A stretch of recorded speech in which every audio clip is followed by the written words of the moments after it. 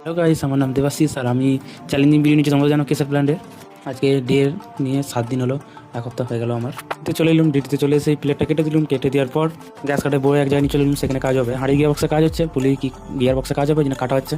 Gas কাটা হয়ে গেলে আমরা আবার নিয়ে যাবো প্যাঁচ করতে, বেল প্যাঁচ করতে। ওই জন্যই বসে আছি আমরা।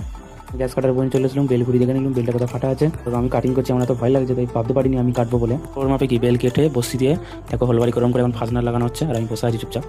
ফাজনাট কেটে দিয়ে চুপচাপ বসে আছি। ফাজনাট লাগানো হয়ে গেলো, তারপর গ্যাস কাটিং হচ্ছে দেখো। আর ভিডিওটা যদি ভালো লাগে তাহলে আমি লাইক কমেন্ট সাবস্ক্রাইব করে চ্যানেলটা, তাহলে আমার ভিডিও বানাতে চ্যালেঞ্জ নিয়ে আরও ভালো লাগবে।